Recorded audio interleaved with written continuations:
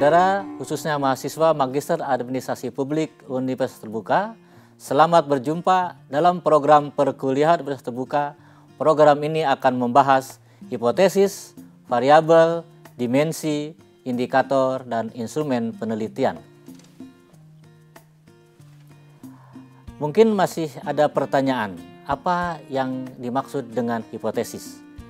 Dalam paparan ini akan saya kemukakan dua istilah penting. Yang pertama, hipotesis, yang kedua adalah hipertesis. Hipotesis adalah pernyataan setengah benar. Artinya pernyataan-pernyataan tersebut masih harus diuji kebenarannya dalam sebuah penelitian. Hipertesis adalah pernyataan-pernyataan atau dugaan yang sudah terbukti benar. Artinya hipertesis adalah pernyataan-pernyataan yang berupa kesimpulan-kesimpulan dari sebuah penelitian yang sudah terbukti dengan adanya penerimaan atau pembuktian hipotesis-hipotesis yang kita ajukan. Dalam paparan ini kita akan membahas panjang lebar tentang hipotesis. Secara definisi ada beberapa pengertian tentang hipotesis. Yang pertama, hipotesis adalah dugaan atau jawaban sementara terhadap rumusan masalah penelitian. Yang kedua, hipotesis adalah sebuah teorisasi peneliti atau sebuah proposisi yang masih harus diuji kebenarannya tentang hubungan antara dua atau lebih fenomena, di mana fenomena-fenomena yang diteliti tersebut yang disebut dengan variabel dengan rujukan-rujukan teori atau penelitian-penelitian terdahulu. Di dalam hipotesis, variabel-variabel yang dijadikan objek penelitian yang terkena akibat kita kenal dengan dependent variable. Sedangkan fenomena-fenomena yang menyebabkan akibat atau membawa akibat kita sebut dengan variabel independent. Dalam beberapa penelitian sering muncul pertanyaan, apakah sebuah hipotesis itu harus diterima atau bisa saja sebuah hipotesis itu ditolak atau tidak teruji? Sejatinya, khususnya di dalam penelitian kuantitatif, sebaiknya hipotesis itu diterima, teruji, atau terbukti. Mengapa demikian? Karena hipotesis adalah dugaan yang kita yakini sebagai peneliti berdasarkan teori atau kerangka pikir kita, itulah yang sejatinya atau yang sebenarnya terjadi di lapangan. Yang kedua, karena hipotesis merupakan interaksi antara fakta di lapangan dengan teori atau rujukan yang kita miliki dan kita kuasai. Lalu kemudian, mengapa sebuah hipotesis itu bisa ditolak? Sebetulnya ada 6 kesalahan ketika sebuah hipotesis itu ditolak. Yang pertama, ini yang paling prinsip, mungkin saja salah teori atau kerangka pemikiran. Ketika kita ingin meneliti tentang kepemimpinan, teori yang kita gunakan misalkan teori motivasi. Tentu saja pertanyaan-pertanyaan di dalam penelitian motivasi tidak bisa dijadikan sebagai teori di dalam pertanyaan-pertanyaan kepemimpinan. Ketika pertanyaan tentang teori tentang motivasi itu ditanyakan kepada responden, maka tentu saja akan mendapatkan jawaban yang salah, dan ketika jawabannya salah maka hipotesisnya akan ditolak. Yang kedua, kesalahan yang kedua adalah kesalahan konsep dan indikator. Mungkin saja teorinya sudah betul, tetapi ketika teori tersebut dijabarkan ke dalam indikator, pertanyaan-pertanyaan di dalam indikatornya tidak sesuai dengan teori, sehingga jawaban-jawabannya pun menjadi salah. Yang ketiga, mungkin salah pertanyaan. Salah pertanyaan bisa kita contohkan ketika kita ingin meneliti tentang motivasi, pertanyaan yang kita ajukan adalah pertanyaan kepemimpinan. Tentu saja ini pertanyaan yang salah. Ketika jawaban-jawaban pertanyaan kepemimpinan dijawab, tentu saja jawabannya tentang jawaban-jawaban tentang kepemimpinan. Sementara penelitian kita adalah tentang motivasi, dan ini akan mengakibatkan hipotesis ditolak. Yang keempat, ini mungkin salah satu masalah juga, yaitu salah memahami pertanyaan. Responden atau sumber data yang kita berikan pertanyaan-pertanyaan melalui instrumen salah memahami. Ketika pertanyaan itu salah dipahami, maka jawabannya menjadi salah. Ketika jawabannya salah, maka bisa mengakibatkan hipotesis ditolak. Yang kelima dan keenam adalah kesalahan rumus statistik dan salah menghitung. Ketika kita salah menggunakan rumus statistik dan salah menghitung, dan ketika itu dirujuk ke dalam tabel-tabel statistik, dan tabel-tabel statistik itu lebih besar daripada tabel T hitung atau tabel hitungan kita, biasanya mengakibatkan hipotesis ditolak. Mengapa perhitungan kita lebih kecil dari tabel? Itu mungkin bisa terjadi karena kesalahan menghitung.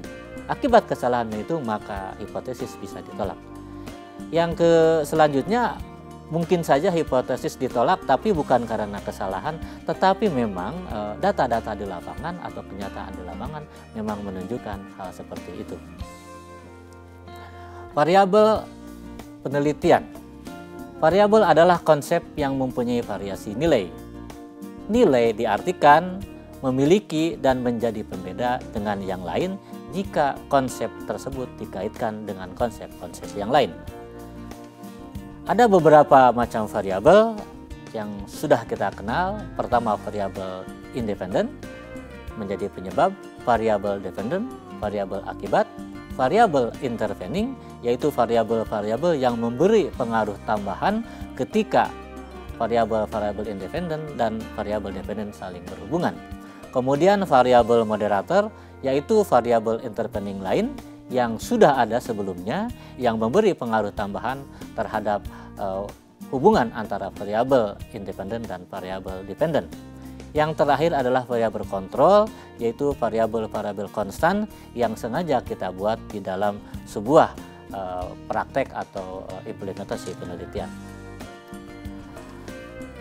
Kemudian di dalam variabel itu ada konsep dan juga ada variabel penelitian. Di dalam penelitian kita juga mengenal konsep dan variabel. Tentu saja harus dibedakan apa konsep dan apa variabel, karena memang konsep dan variabel berbeda. Saya ingin mencontohkan salah satu konsep adalah kepemimpinan. Ketika kepemimpinan akan kita jadikan sebagai variabel, apakah cukup dengan hanya mencantumkan konsep kepemimpinan? Tentu saja tidak, karena konsep kepemimpinan tidak memiliki variasi nilainya. Untuk memberikan variasi nilai terhadap kepemimpinan sehingga menjadi variabel, tambahkan variasi. Misalkan gaya kepemimpinan, sifat kepemimpinan, karakteristik kepemimpinan, dan lain-lain.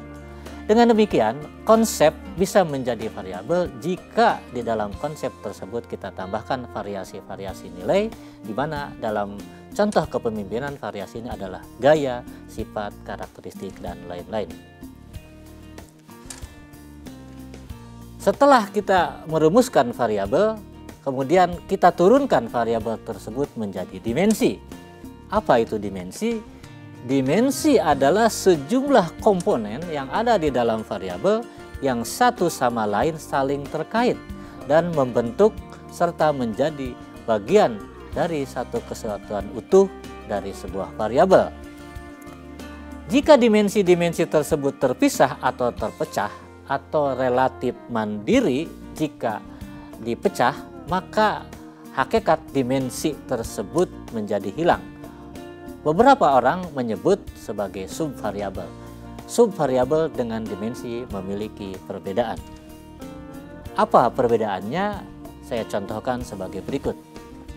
Seorang peneliti ingin meneliti gaya kepemimpinan Sultan X. Katakanlah variabelnya gaya kepemimpinan karismatik. Di dalam gaya kepemimpinan karismatik kita susun dimensinya. Sebagai contoh, misalnya dimensi dari gaya kepemimpinan adalah keteladanan, konsistensi, dan amanah. Jadi kalau kita ingin meneliti gaya kepemimpinan karismatik, maka dimensinya jangan lagi mengulangi kata-kata gaya kepemimpinan karismatik, tapi uraikan gaya kepemimpinan karismatik tersebut dalam beberapa istilah yang tadi dicontohkan, misalkan keteladanan, konsistensi, dan amanah. Kemudian mana contoh bukan dimensi atau yang kita kenal dengan subvariabel? Saya ingin memberikan ilustrasinya tentang gaya kepemimpinan juga. Misalkan seseorang meneliti kepemimpinan. kemudian menguraikan kepemimpinan dalam dimensi-dimensi gaya demokratik, gaya otoriter, gaya bebas, dan lain-lain. Menurut pandangan saya, gaya demokratik, gaya otoriter, dan gaya bebas adalah gaya-gaya kepemimpinan yang relatif bebas atau mandiri dan tidak membentuk atau menjadi satu kesatuan utuh yang membentuk gaya kepemimpinan seseorang. Oleh karena itu, jika sebuah gaya kepemimpinan diuraikan dalam dimensi-dimensi gaya demokratik, gaya otoriter, gaya bebas, dan lain-lain, maka itu kategorinya sebagai subvariabel, dan apabila diperlakukan sebagai dimensi, maka perlakuannya menjadi salah.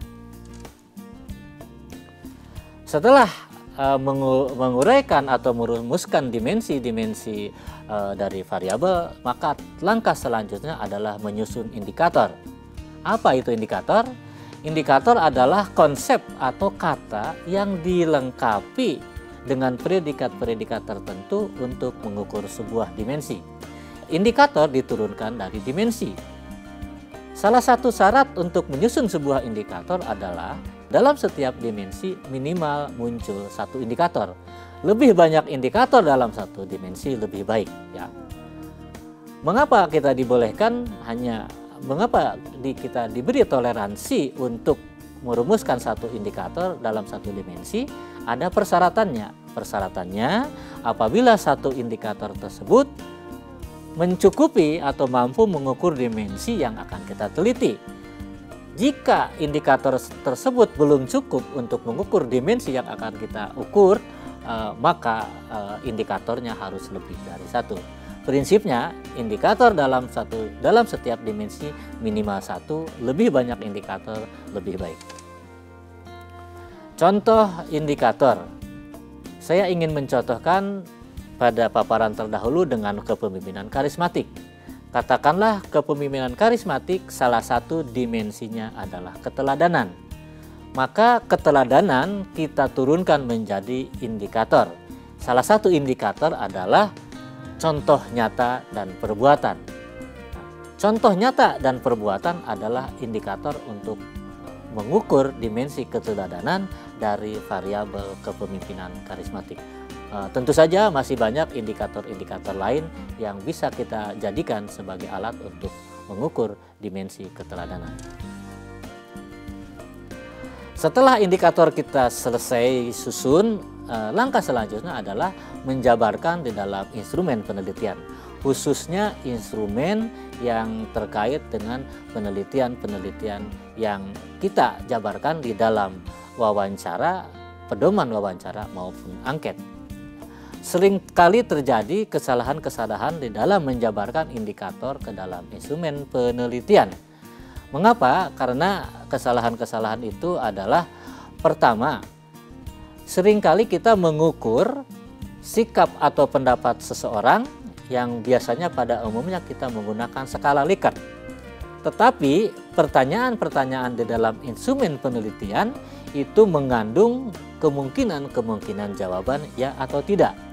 Sebagai contoh, apakah Bapak setuju jika BLSM diberikan kepada masyarakat kurang mampu? Kalau pertanyaannya seperti itu, maka kemungkinan jawabannya adalah iya atau tidak. Oleh karena itu, instrumen-instrumen penelitian di dalam mengukur skala sikap biasanya bukan di dalam bentuk kalimat tanya, tetapi di dalam bentuk kalimat-kalimat pertanyaan. Dan pilihan-pilihan jawabannya biasanya bergradasi dari sangat tidak setuju menjadi sangat setuju.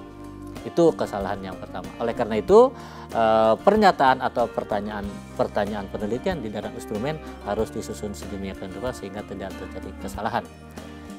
Yang kedua, menanyakan dua hal yang berbeda di dalam satu pertanyaan.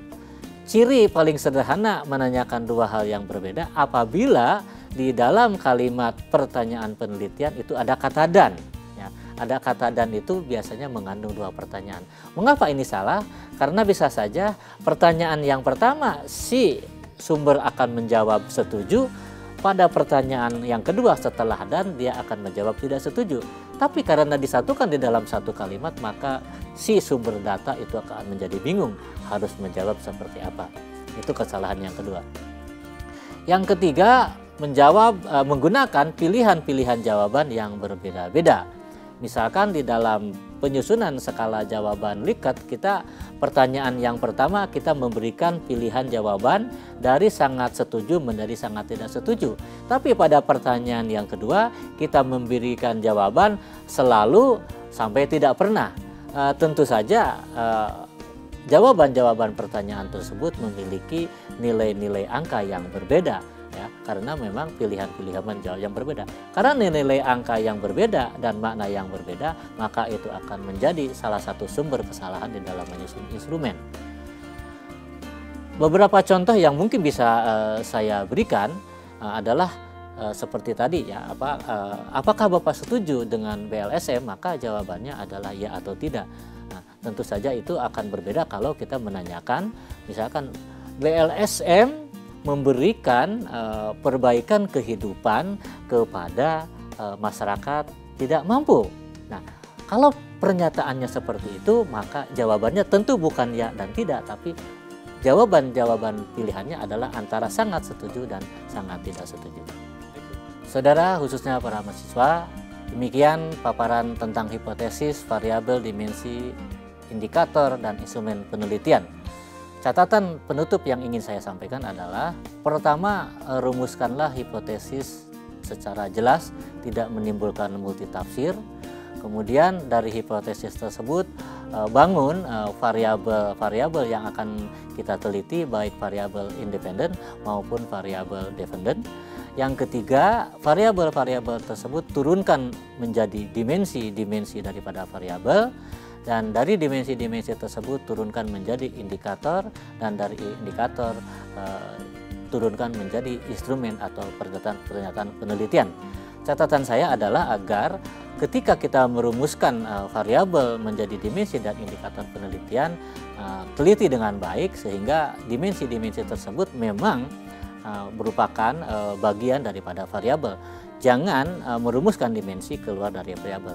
Demikian juga indikator penelitian, tentu saja indikator-indikator tersebut mencerminkan apa yang menjadi dimensi-dimensi penelitian, dan rumuskan indikator tersebut dalam instrumen penelitian yang benar sesuai dengan indikator-indikator yang akan kita ukur.